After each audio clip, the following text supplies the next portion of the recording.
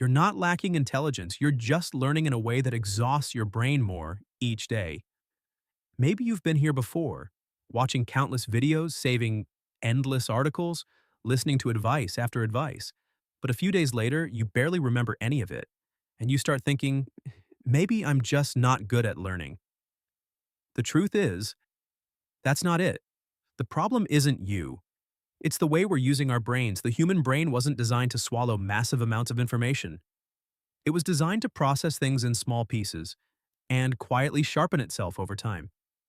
If you've ever felt like learning feels exhausting, effort turns into boredom quickly. The more you learn, the more confused you become, then this video is for you. Because you don't need to learn more, so you just need to learn differently. And once you understand how the brain actually works, just a few minutes a day are enough to make it stronger, clearer, and naturally smarter over time. The biggest problem of the modern brain is not a lack of knowledge. It's too much information and too little time to process it. Every day, your brain is exposed to hundreds of headlines, dozens of short videos, and countless scattered pieces of information. The brain sees a lot, but it barely has time to digest any of it. And this is where a very common misunderstanding appears. Consuming information is not the same as learning. Watching a video doesn't mean you've understood it. Saving an article doesn't mean you'll remember it. Hearing advice doesn't mean your brain has changed. Learning only happens when the brain slows down, processes, and connects new information to what it already knows. When that doesn't happen, the brain doesn't grow. It simply gets more tired. So if you feel slower than before, less focused, or more forgetful, that's not a sign of a weak brain. Your brain isn't weak, it's just being used the wrong way. And when you change how you use it, the brain responds very quickly. Once you understand this, everything starts to feel lighter. The human brain doesn't like being pushed, but it loves steady rhythm. The brain works a lot like a muscle. Train too hard in one session, and the muscle becomes sore, strained, even injured. But train lightly, consistently, every day, and the muscle grows stronger almost without you noticing. Learning works the same way. Cramming for hours makes you feel productive, but your brain is exhausted. Learning just a little each day feels too small to matter at first, but the brain remembers and it holds on for much longer.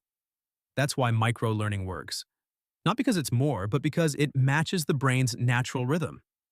Here's something that sounds paradoxical, yet is deeply true. The fastest learners are not the ones who study the longest.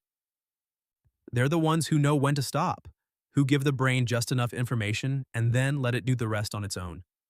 When you learn this way, the brain doesn't resist. It cooperates. And once the brain cooperates, learning becomes dramatically easier. Once you understand how the brain prefers to learn, nothing needs to be complicated. You only need to place a few small anchors into your day. Take reading, for example. Not an hour, not a long chapter, just a few pages a day. The brain doesn't feel pressure, but it starts getting used to receiving knowledge consistently. A few pages today, a few pages tomorrow. Over time, you'll be surprised by how much you know without realizing when it happened. Next comes short educational videos. In reality, we all have moments of mindless scrolling every day. You don't need to eliminate it entirely. Just replace one scroll with a 5 to 10-minute learning video, not all of them, just one. And then there's a very special moment in the day that most people overlook, right before sleep. The brain tends to process and consolidate whatever you take in just before falling asleep. So a short reading, one key idea, or a small note before bed can stay in your mind much longer than you expect. The problem isn't that you lack time. You don't lack time. You lack the right placement for learning. And when the placement is right, just a few minutes are enough to make a difference. There's something important that many people overlook. The brain doesn't remember well when it only listens. It remembers far better when you make it work. That's why the moment you try to explain what you just learned to someone else, you suddenly remember it more clearly. Not because you're a good speaker, but because when you teach, the brain is forced to organize the information, to decide what matters and what doesn't. Note-taking works the same way. Many people try to make their notes look neat, clean, perfect, like a textbook. But the brain doesn't care about that. When you write messily, draw arrows, circle ideas, jot down keywords, the brain is actively building structure, and that's the moment learning actually happens. One more thing matters deeply. Write in your own words. Don't copy full sentences. Don't replicate ideas exactly. When you rephrase something in your own way, the brain has to understand it first before it can put it down. So the brain doesn't remember because your notes look nice. It remembers because it had to reorganize the information. There's a common trait in sharp minds. They don't rush to believe. They ask, why is this true? What would happen if it were done differently? Not to argue, but to understand more deeply. A passive receiver simply absorbs information and moves on. The brain barely has to do anything. But someone who asks questions forces the brain to pause, examine, compare, and connect. That process is where intelligence is actually formed. So if you're someone who often questions, who's curious, who wants to understand things at the root, you're not difficult. You're not complicated.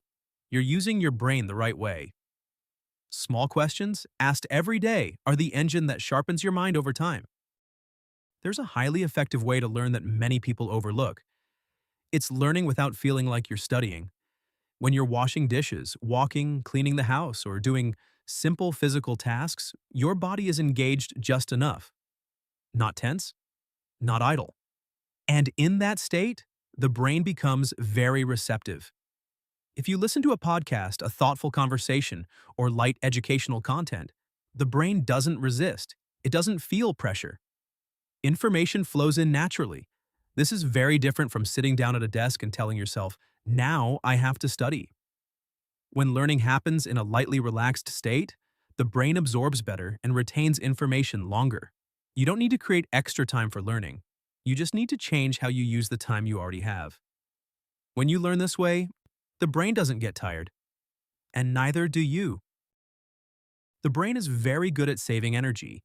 When everything becomes familiar, it automatically follows the old paths, taking the same route every day, doing the same things in the same order, thinking in the same patterns. It's efficient, but it slowly makes the brain lazy. The brain is like a muscle. If you only use one muscle group, the others gradually weaken. The good news is, it only takes very small changes to wake the brain up again. Take a different route home. Solve a short puzzle. Play a game that forces you to think. It doesn't need to be long. It doesn't need to be difficult. Each time you do something slightly different, the brain has to adapt. And every time it adapts, it becomes stronger. Not through pressure, but through just enough novelty. Many people believe that becoming smarter requires iron discipline. But the truth is this: discipline only lasts for a short time. What actually stays with you every day is your environment. And here, environment doesn't mean the place you live. It means what you allow into your mind. The feed you scroll through each day, the people you follow, the content you listen to again and again. The brain doesn't distinguish between entertainment and education. It simply records what appears repeatedly.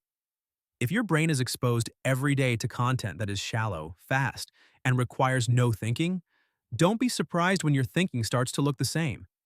But when you change the environment, follow people with more depth, consume content that forces the brain to think, the brain adjusts on its own, so you don't need iron discipline. You need the right environment. When the environment is right, the brain naturally moves in a better direction.